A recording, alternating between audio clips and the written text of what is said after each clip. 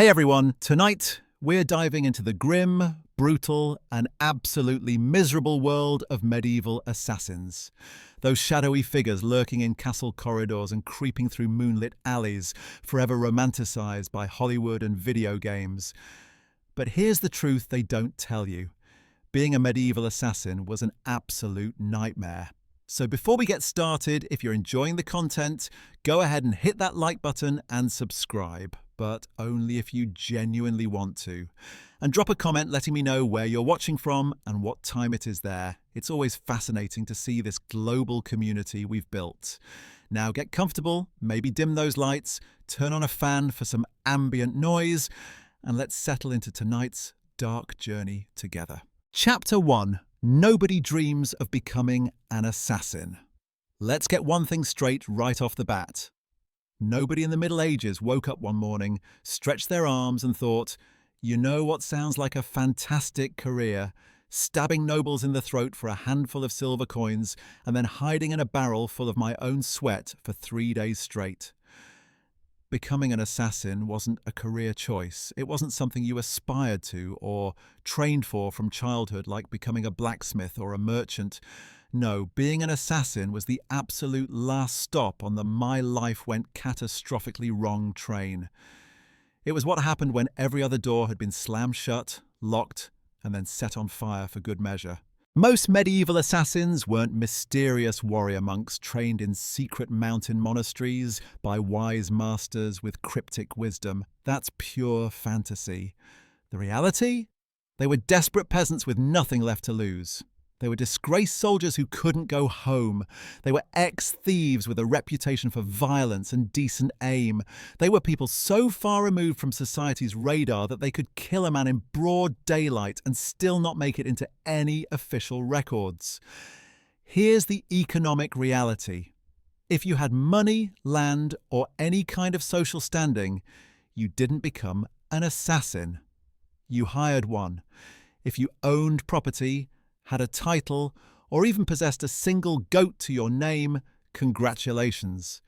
You were in management, but if you just escaped from some lord's dungeon, had a reputation for solving problems the messy way, and could sneak into a crowded tavern without anyone noticing your entrance or exit, well then, someone somewhere was about to slide a coin purse across a grimy table and whisper a name in your direction.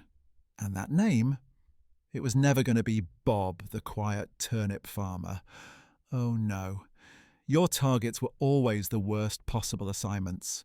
Corrupt barons with private armies, bishops drowning in gold and protected by devoted followers, merchants with 12 bodyguards and a moat surrounding their compound. The pay sounded tempting when you were starving, sure, but the job itself, absolutely terrifying. And by the time most people even considered accepting such work, they had literally nothing left to lose. No family who would claim them, no future prospects whatsoever, and definitely absolutely no dental plan or health benefits. Let's talk about the complete absence of job perks for a moment. There was no pension waiting for you in retirement, assuming you even made it to retirement, which you wouldn't. There was no glory or recognition because the entire point was that nobody could know what you did. There were no evenings off, no holidays, no sick days. You couldn't exactly hang up a wooden sign outside your dwelling that read, "Quiet eliminations by appointment only." You had to stay silent, move fast, and never, ever tell anyone what you actually did for a living, especially not loudly over ale at the local inn. Oh, what do I do? I'm a travelling carpet seller. The stains? Dye. Special imported dye. So yes, nobody dreamed of becoming a medieval assassin. They ended up there because the world had thoroughly chewed them up and spat them out, leaving them wearing a hood and clutching a rusty dagger. You weren't the hero of any story. You weren't even really the villain. You were the forgotten footnote that made everyone nervous, and you probably wouldn't live long enough to spend whatever meager payment you managed to extract from your client. Chapter 2: The Myth of Training and Preparation. Let's shatter another romantic myth right now. Medieval assassins didn't train under candlelight in hidden monasteries with wise, bearded mentors offering inspirational wisdom while gentle flute music played in the background. There was no training montage. There was no seasoned teacher taking you under their wing. There were no motivational pep talks before your first mission. If you learned anything at all about assassination, it was through the brutal teacher called survival, by simply not dying the first few times you attempted a kill. That was your education, trial by ordeal, with heavy emphasis on the ordeal part. The vast majority of assassins weren't trained professionals with years of dedicated study behind them. They were desperate amateurs with a halfway decent sense of direction and the ability to climb walls quietly without sneezing at the worst possible moment. If you happen to have military experience from serving in some lord's army, great. That meant you at least knew which end of the knife to hold and how to use it without stabbing yourself. If you didn't have that background, well, the actual act of stabbing someone is fairly intuitive. The hard part, the part that actually required skill or incredible luck, was escaping afterward with both kidneys still intact and your head still attached to your shoulders.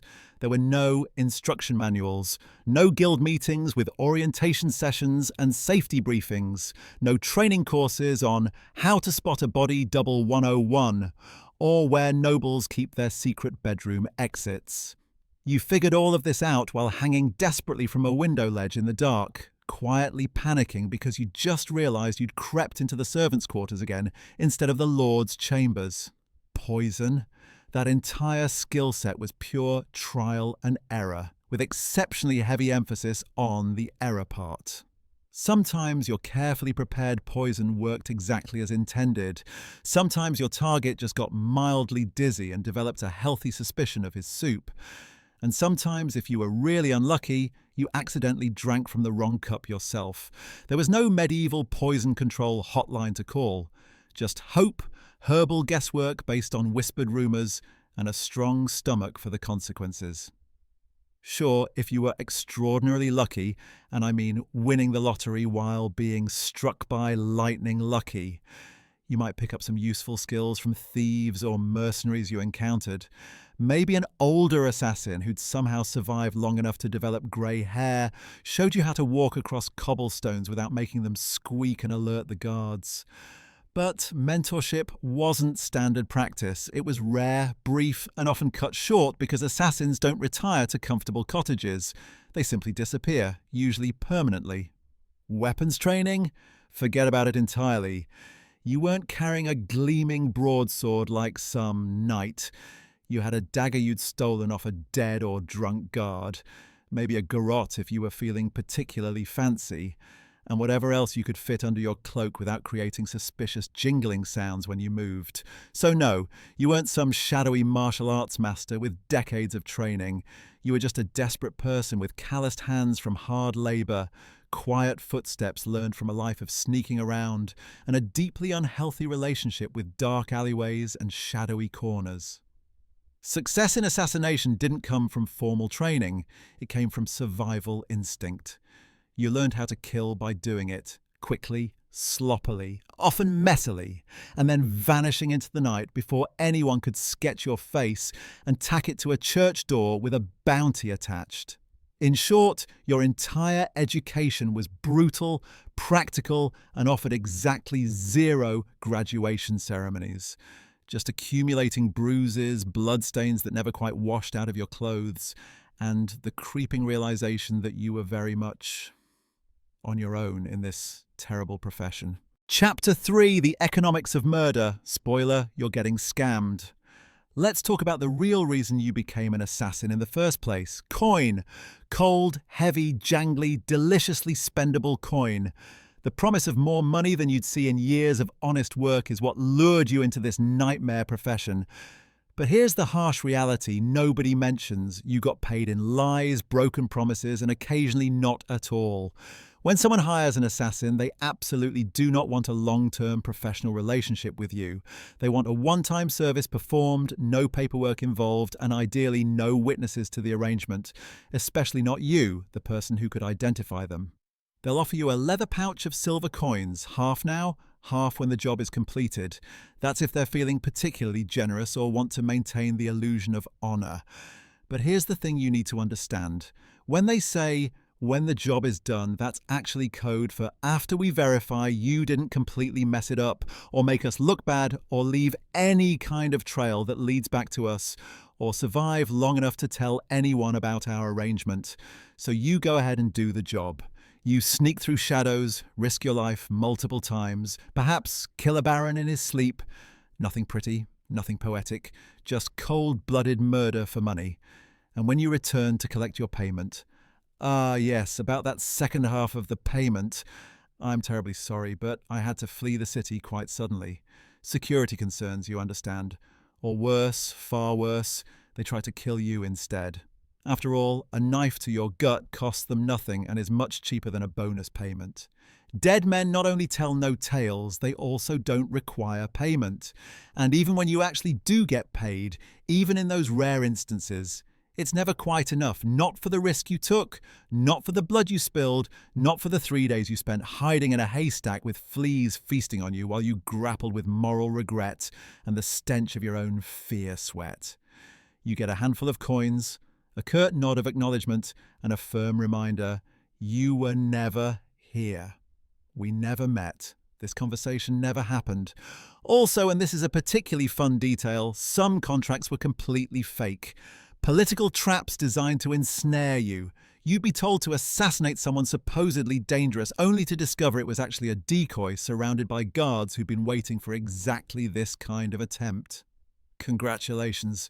You just walked straight into a sting operation, and your name is already being carved into the gallows where you'll hang by morning. And even when the deal was completely legitimate, when your employer genuinely wanted someone dead and fully intended to pay you, you still couldn't exactly go to court and file a formal complaint if they reneged. Your Honour, I'd like to sue Lord Edmund for breach of assassin contract and failure to pay for services rendered. The only court you'd ever see was the one where you were the primary exhibit, probably still wearing the noose. So you learned quickly. If you survived long enough to learn anything, you demanded payment up front whenever possible. You trusted absolutely no one, not even the greasy little scribe who swore on his mother's grave that this particular job would change your life for the better. And technically, he was right. It did change your life, mostly by dramatically shortening it. Being an assassin meant living on broken promises and vanishing before those broken promises could break you. Chapter 4. Your equipment was pathetic. So you've taken the job. You've been thoroughly lied to about the pay. You're probably going to die. Now let's talk about your equipment, because this is where reality really crashes through the fantasy. Forget everything you've seen in fantasy novels and sneaky video games. There were no retractable wrist blades. No smoke bombs that let you disappear in a dramatic puff. No enchanted daggers blessed by dark gods. No crossbows that folded neatly into your boot with impossibly clever engineering. Your toolkit consisted of whatever you could steal, sharpen, or hide beneath a tattered cloak without creating suspicious clanking sounds. That was it. That was your entire arsenal. If you were lucky, and I mean found a gold coin in a dead man's shoe lucky, you had one good dagger. Not ornate, not curved like a dragon's tooth in some blacksmith's fever dream. Just sharp, hopefully not covered in rust, and ideally one that didn't still smell like the previous person you'd used it on. Poison existed, sure, but it wasn't nearly as glamorous as slowly dripping nightshade into a wine goblet while organ music plays. Most medieval poisons were wildly unpredictable, cobbled together from plants, minerals, or toad guts based on half-remembered folklore. Some worked instantly, some took hours, some just made your victim violently vomit for 2 days straight before they recovered, angrier than before, and now deeply suspicious of all food and drink. That's not assassination. That's just giving someone a really bad weekend and making them paranoid. Rope? Occasionally useful, sure, you could strangle someone, climb a wall, or tie something up, but you'd better know how to use it quickly and efficiently, because nothing ruins the intimidating atmosphere of an assassination quite like struggling with knots while muttering, "Wait, which end goes under again?" No, that's not right. Bows and crossbows. Effective, yes, if you actually had one, knew how to shoot it accurately, and weren't trying to smuggle it through a palace checkpoint while disguised as a flower arranger. Most assassinations were up close and brutally personal.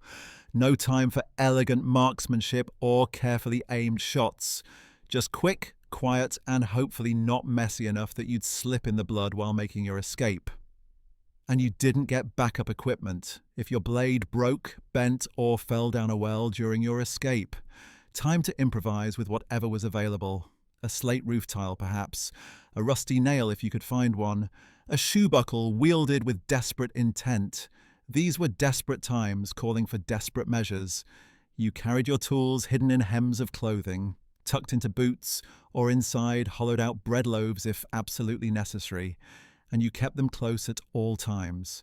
Not because they made you feel safe, but because in this line of work, your weapon was simultaneously your best friend, your employer, and your only retirement plan. There were no upgrades between missions, no tinkering with your gear in a workshop, no friendly blacksmith who specialized in assassination equipment. You didn't lovingly polish your kit. You simply prayed to whatever gods might listen that your equipment wouldn't betray you mid-strike. Because when it came right down to it, the weapon wasn't what did the killing. It was you, alone, poorly equipped, and expected to perform miracles with little more than a rusty spoon and a desperate prayer. Chapter 5. Your targets were impossible. Assassins weren't hired to eliminate random drunks stumbling through back alleys. Nobody was paying good money for you to stab Jeff, the sleepy candlemaker who occasionally forgets to put out his workshop fires. No, your targets were important people. Nobles with political connections, bishops with enormous wealth, military officers with loyal soldiers, sometimes even royalty with layers upon layers of protection. And those people? They were extraordinarily difficult to kill. First, there were the guards. Not just one or two sleepy sentries you could sneak past. Dozens of them. Armed, armoured, well-fed, and actually paid to stay alert. Some guarded the front entrance, others patrolled the back. Some just stood there looking intimidating, silently daring you to blink wrong in their direction. You'd spend days, sometimes weeks, memorising patrol patterns, noting which doors creaked, counting exactly how many stairs it took before the night guard with asthma needed to stop for a breather. Second, there were the physical defences. Castles didn't have welcoming front porches with comfortable chairs. They had imposing gatehouses, murder holes strategically placed to rain death down on intruders, and moats filled with things that bite, sting, or simply drown you. If you somehow avoided falling into the water, you still had to worry about arrow slits in every wall and the ever-present threat of boiling oil being poured on your head. Yes, actual boiling oil. Your job description literally included, may get flambéed for peeking through the wrong window. Third, there were the servants and staff, cooks, scribes, stable boys, chambermaids. These people saw everything and gossiped about everything. One wrong look from you, one suspicious question, one moment where you couldn't name the head cook's cat, and they'd be whispering to the guard captain faster than you could stammer out, "I'm just the new herbalist." Assassins weren't just fighting against swords and armour, they were fighting against gossip. And medieval gossip travelled at the speed of light if it meant someone might get to keep their head attached. And finally, your actual target. The person you were sent to kill was almost certainly paranoid, and rightfully so.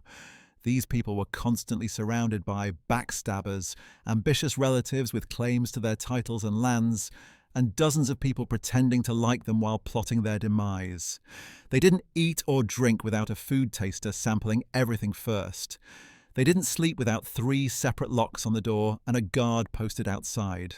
Some even slept in decoy beds or rotated between different rooms each night, like a deadly version of musical chairs where the music is made of murder attempts.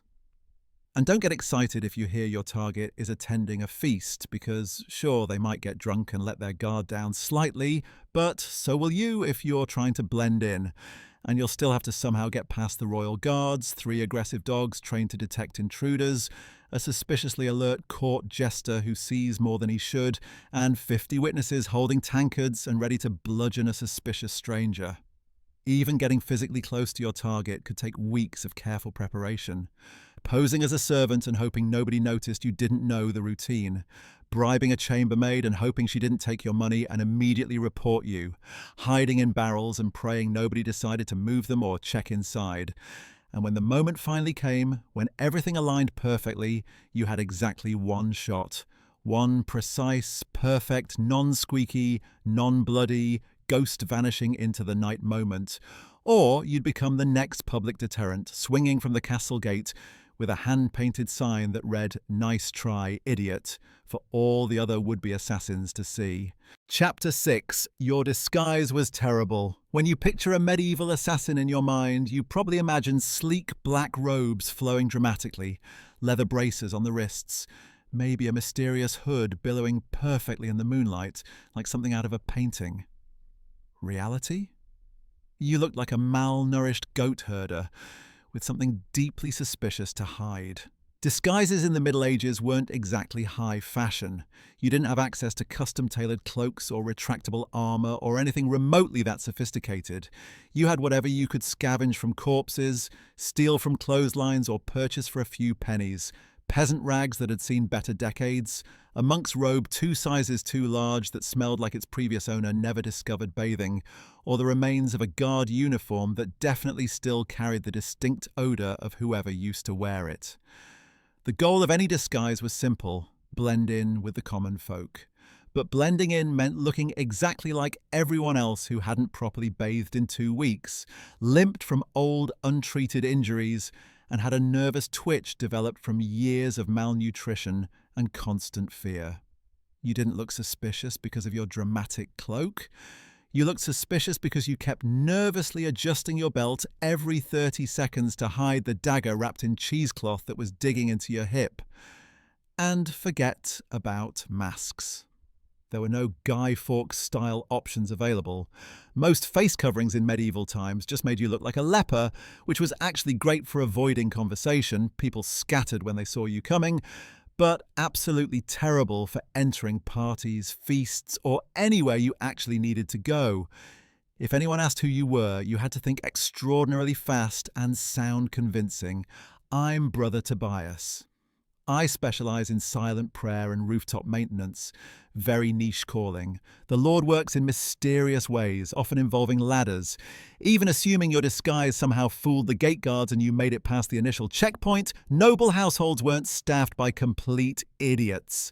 Servants noticed unfamiliar faces immediately, especially ones that fumbled with chamber pots, couldn't name the head cook's youngest daughter, or didn't know that the castle cat was called Whiskers and had a favourite sleeping spot in the kitchen. You were perpetually one "I've never seen you before" away from being clubbed with a heavy candlestick by a suspicious chambermaid. And if your disguise actually did work for longer than expected, congratulations on your achievement. You now had to stay perfectly in character for hours, sometimes days, while pretending not to notice all the very stab-worthy people casually wandering past you in the corridors. The mental strain alone was enough to break most people. Also, wigs didn't exist in any practical sense. If you needed to look older or younger to match your cover story, you were stuck smearing dirt strategically on your face, squinting to create the impression of age, and desperately hoping nobody got close enough to notice that your supposedly grey beard was actually just glued on with honey and already starting to detach. The brutal truth was this: your disguise didn't actually protect you for any meaningful length of time. At best, it gave you maybe 5 or 10 minutes of confusion and misdirection. After that brief window, you absolutely had to be gone, completely invisible or extremely, extraordinarily convincing. And if anyone saw through your disguise at the wrong moment, well, let's just say that nobody in the history of ever wanted to be the assassin caught in the bishop's private laundry room wearing a nun's habit and holding a sword, especially not on a major feast day when the place was crawling with guards. Chapter 7. You had no friends, no allies, no one. In medieval times, if you were an assassin, you didn't have a team backing you up. You didn't have a clever sidekick with a crossbow watching your back. You didn't have an alchemist ally working in a secret laboratory creating custom poisons for you. You didn't have a handler who gave you coded scrolls with mission updates and warm encouragement before each job. You had yourself, a rusty dagger of questionable reliability and absolutely crippling trust issues that kept you awake at night. There were no official assassin guilds, at least not ones you could actually count on for support or mutual aid. And if there were whispered rumours about some shadowy brotherhood of assassins operating in the kingdom, it was mostly just tavern talk fueled by too much mead and boredom. You were statistically more likely to meet an actual ghost than another professional killer who genuinely wanted to network, share tips, or form a friendship. Why this crushing isolation? Because in your particular business, the fewer people who knew you existed at all, the longer you were likely to survive. Every single contact was an enormous risk. Every loose tongue was a potential noose tightening around your neck. Even your client, the person actually paying you to commit murder, probably didn't know your real name. And if they somehow did know it, you were already planning your exit strategy and new identity. Companionship? Absolutely laughable. Friends ask questions about your life. Where were you last Tuesday? Why do you have those bruises? What's that stain on your cloak? Lovers notice things too.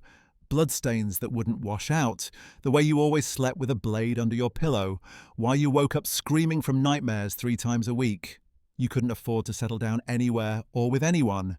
You couldn't let your guard down. One mistake, one person recognizing you in a crowded market square, and your entire existence turned into a desperate sprint for the nearest sewer grate escape route. Even fellow criminals kept their distance from you. Thieves and smugglers were relatively sociable. They gathered in taverns, shared information, sometimes worked together on jobs. But you were that guy who makes people permanently disappear. You were the one whose very occupation could attract an angry mob with torches and pitchforks. Nobody wanted to share a meal with someone whose profession involved murder for hire. And don't expect any sympathy or understanding from anyone. You couldn't talk to people about how difficult it was emotionally to sleep after silently strangling a corrupt bishop in his bed. You couldn't process the psychological trauma of taking human lives repeatedly. If you tried to discuss your work with anyone, they either assumed you were lying to sound dangerous, or they believed you and immediately saw you as a deadly threat to avoid. Either way, you weren't making friends, so you kept your secrets buried deep. You kept your scars hidden. You kept your weapons within arm's reach at all times. At inns during your travels, you always sat in the darkest corner available, back pressed firmly to the wall, eyes constantly scanning the door for threats. You never drank too much. Staying alert was survival. You never stayed more than a single night in any location. You didn't volunteer your name unless someone was actively paying you first. And even then, it probably wasn't your real name anyway. Being a medieval assassin meant perfecting the art of vanishing.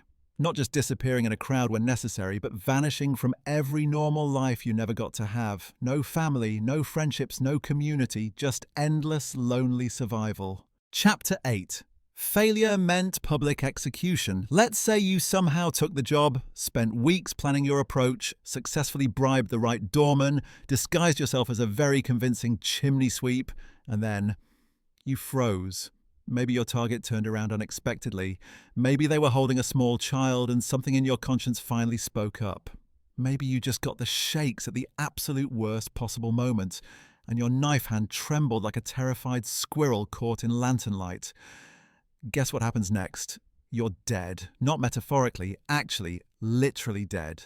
Because failure for a medieval assassin wasn't a slap on the wrist or a bad performance review from management.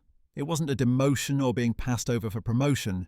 It was a public, painful, and wildly theatrical death, usually involving ropes, fire, breaking wheels, or various sharp iron devices, with cheerful names like the Bone Cracker's Delight or the Spine Separator.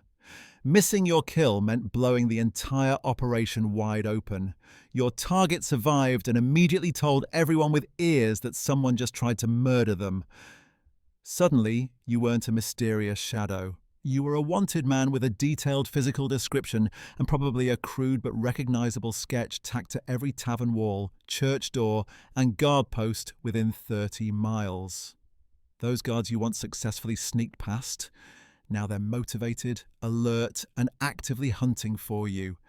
And sometimes it wasn't even your target you had to worry about most.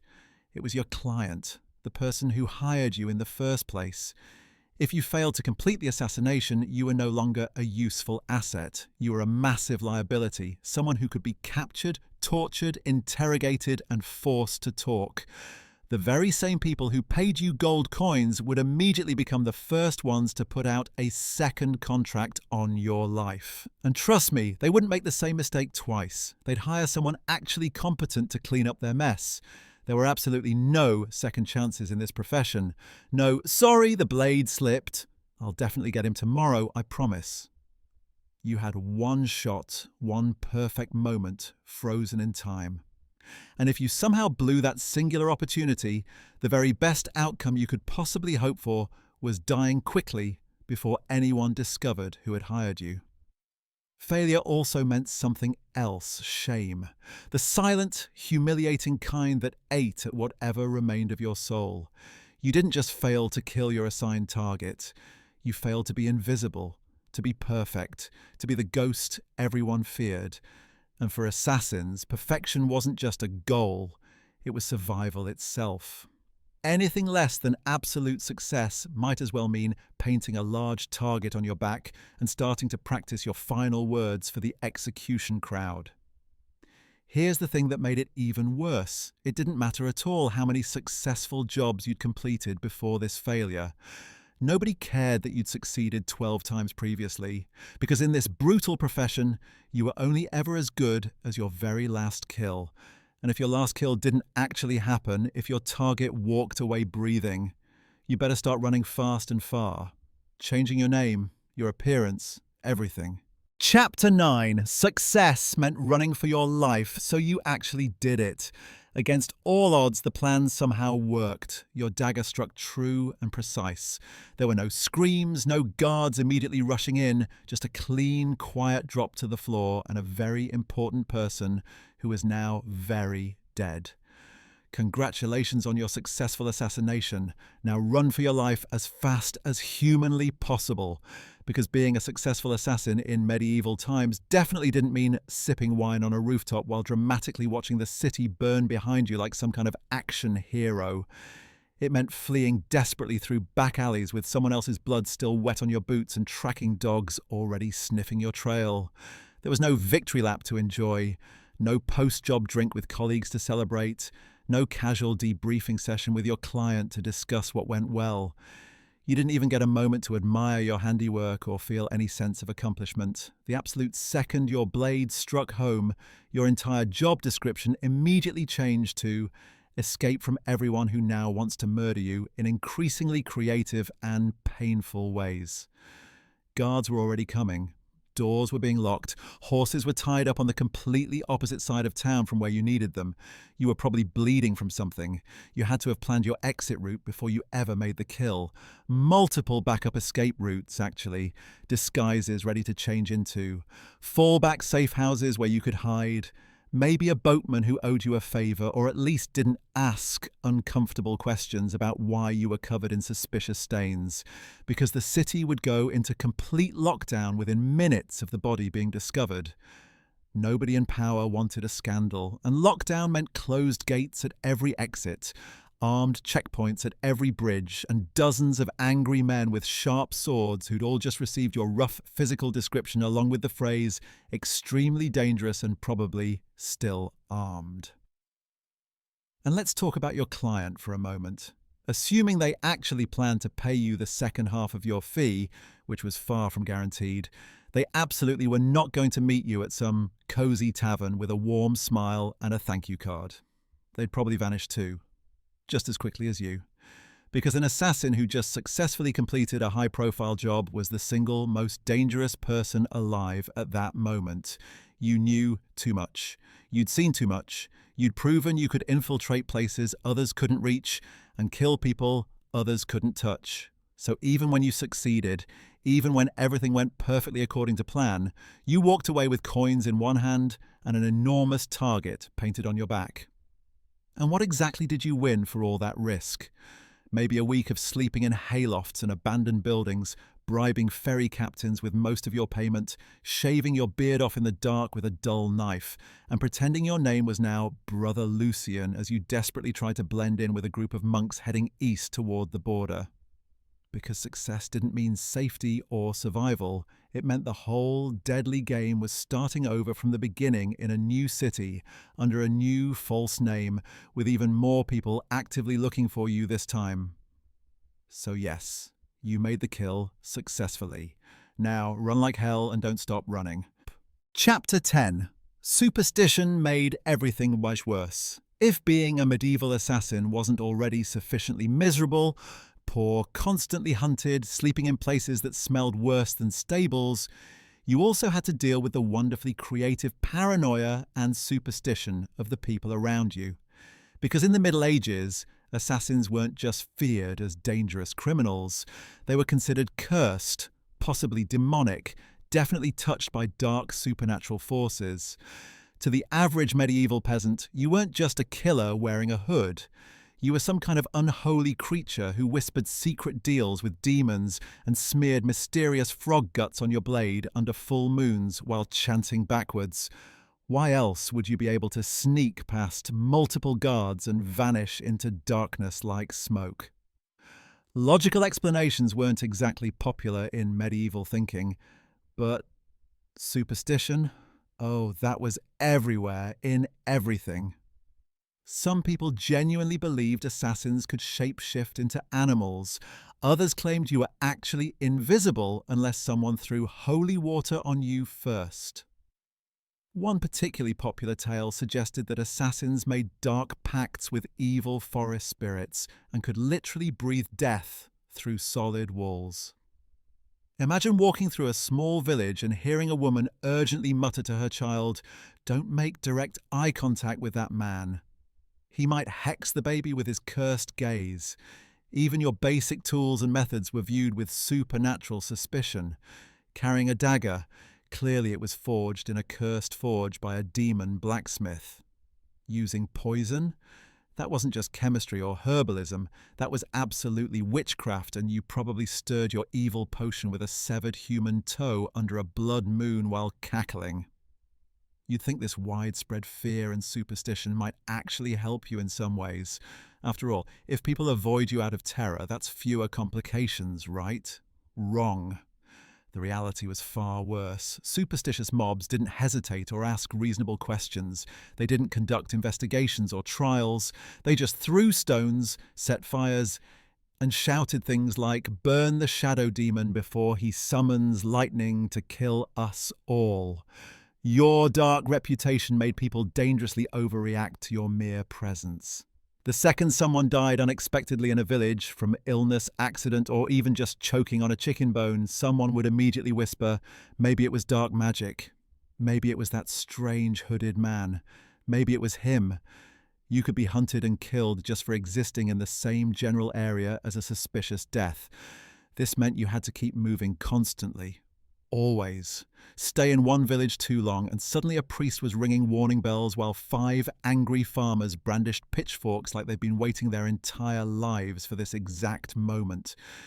And heaven help you if you were caught with anything remotely unusual in your possession. Dried herbs for medicine, witchcraft, strange foreign coins, demonic currency, even speaking with an unfamiliar accent. That's all it took for someone to shout "sorcerer" and light a torch. In a medieval world that genuinely believed monsters wore human faces and walked among them, being too quiet, too clever, too fast, or just too different made you an existential threat in people's minds. And in medieval logic, threats had to be eliminated quickly, violently, and preferably while on fire. Chapter 11. Poison was never reliable. Poison. The assassin's supposed weapon of elegance and sophistication. A quiet, clean kill. No mess, no dramatic screaming, no steel grinding against bone. Just a subtle sip, a slight stagger, a soft sigh, and then it's done. That's the romantic theory, anyway. In actual medieval practice, poisoning someone was like trying to win a bar fight using herbal tea and a bad attitude. First off, medieval poisons were wildly unreliable. You didn't have access to purified cyanide or neat little pills conveniently labelled fast-acting doom. You had plants growing in the forest, questionable mushrooms, various minerals, and maybe the occasional toad. You'd have to gather these ingredients, grind them up using primitive tools, and pray to whatever gods might be listening. And even then, your poison might just give the target a bad stomachache and a renewed commitment to increasing their personal security. There was absolutely no scientific measurement involved. You didn't precisely dose anything. You eyeballed it and hoped for the best. A pinch too little, and your noble target just vomits violently for an hour and then cancels his dinner plans. A pinch too much, and you might die from accidental exposure before the first course is even served. Also, medieval kitchens were complete chaos. You couldn't just casually waltz in and season the evening soup with nightshade extract. You had to bribe or successfully impersonate a cook, sneak in during a moment when absolutely nobody was watching, or worst of all, try to poison a meal that would pass through 3 different professional food tasters and an especially suspicious dog. Yes, a dog. Important people literally kept dogs around to test their food for poison. And if your victim was nobility, they didn't just eat food like normal people. They treated every meal like a military operation. Meals were tasted by servants, blessed by priests, and carefully sniffed by everyone from the chief steward to the court jester. By the time food actually reached your target's plate, it had passed through more security checkpoints than a royal wedding procession. Even assuming you managed all of that, you successfully slipped poison into the food, it wasn't detected by any of the multiple safeguards, and your target actually ate it. The next part was wildly, frustratingly unpredictable. Some poisons took hours to work, some took days. One minute your intended victim is laughing loudly at a joke, and the next he's clutching his stomach dramatically and demanding to see his personal astrologer to determine if Mercury is in retrograde. And if they somehow survived your poisoning attempt, guess who they'd immediately blame? Not the cook who'd been with them for 20 years, not the professional food taster whose entire job was preventing exactly this. You, the quiet stranger with mysterious herbal knowledge and distinctly twitchy eyes, who'd been asking too many questions about the kitchen schedule. So poisoning wasn't efficient or elegant. It was risky, slow, and absolutely full of variables, none of them working in your favour. And if you were actually caught attempting to poison someone, you didn't get a quick, merciful death. You got interrogated with creative torture devices until you confessed to poisoning everyone from the Duke to the Duke's favourite hunting dog. Chapter 12. Nobody remembered your name. You'd think that if you successfully changed the entire course of history by removing a tyrant, sabotaging a royal bloodline, or silencing a major political threat, someone would at least remember your name. Put up a small plaque somewhere, maybe a footnote in the history books. Nope, not even close. You were an assassin, which meant your name was never, ever meant to be remembered. At best, you were a rumour, a vague story. Some hooded figure, they say, a foreigner with cold eyes, or was it the quiet man who never finished his ale? You might have successfully pulled off the most legendary, historically significant hit of the entire century and still ended up recorded simply as mysterious death or sudden illness in the official records. In fact, that was precisely the point. Your client absolutely did not want your success turning into a story. They wanted plausible deniability above all else. The fewer people who knew who actually did the deed, the safer your client remained, and the less likely they were to end up poisoned by their own hired assassin in some ironic twist of fate. So your name was buried the absolute moment the job was completed. If you even used your real name during the job, which you almost certainly didn't, you didn't sign your work, you didn't brag about your accomplishments in taverns, you didn't keep trophies or souvenirs. As far as the world was concerned, you didn't exist outside the precise moment of the kill. And if someone actually did know your real name, that was what professionals called a loose end. And in your particular profession, loose ends had an extremely short shelf life before someone cut them off permanently. And forget entirely about honour or recognition. There were no medals awarded for maintaining silence. No stone monuments erected for the mysterious man who stopped a war with one perfectly placed dagger in the night. If a noble wanted a statue commemorating something, they commissioned one for themselves, not for you. You got a cheap wooden box if you were lucky, an unmarked grave in unconsecrated ground, or if things went really badly, a head on a spike labelled traitor for the crows to feast on. Sometimes your name was only known so it could be properly cursed. You'd become a whispered warning passed from parent to child. Don't cross the king's justice. Remember what happened to Lord Ulrich? Yes, exactly. And the man who did it. Gone like a ghost, vanished completely. That was your legacy. Not fame, not fear, just complete absence. You weren't supposed to leave any kind of mark on history. You were supposed to vanish without a trace. And if you stuck around in one place long enough to actually become known by name, that was a fatal mistake. Because in the medieval world, heroes got remembered in songs and stories. Assassins got systematically erased. Chapter 13. Your client would probably betray you. So somehow, against all odds, you survived. You got the incredibly dangerous job done. You even managed to get paid, which was practically a miracle in itself. Now all you have to do is lay low, keep your head down, and trust that your client will honor your agreement and protect your identity. Right? Wrong. So catastrophically wrong. Because in the twisted world of medieval assassination, there was one rule even more sacred than don't get caught. That rule was never trust anyone, especially not the person who's paying you. Your client, whether they were a noble, a wealthy merchant, or a bishop with political ambition and extremely loose morals, didn't hire you out of respect or admiration. They hired you because they desperately needed something awful done, and you were the sharpest, most expendable tool available in the shadows.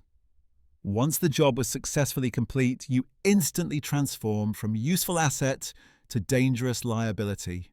You knew too much. You knew exactly who wanted who dead, when they wanted it done, why they wanted it done, and possibly how much they were willing to pay for it. That detailed knowledge made you incredibly dangerous, not just to their enemies, but to them personally. So what did they typically do? They ghosted you completely. They denied ever meeting you. Or far worse, they immediately sent someone else after you to permanently clean up loose ends and tie off the contract with something sharper than ink and parchment. There were even documented cases where clients double-booked contracts, intentionally hiring one assassin to complete the actual job and another assassin to kill the first one immediately afterward. No refunds issued, just dramatically reduced risk of exposure. It was efficient from their perspective, if absolutely horrible from yours. And if you ever dared try to blackmail a client, threatening to expose their involvement in the murder, that was bold. That was also your final mistake. Because powerful people in the Middle Ages absolutely did not negotiate with assassins who knew too much. They crushed them like insects beneath their boots.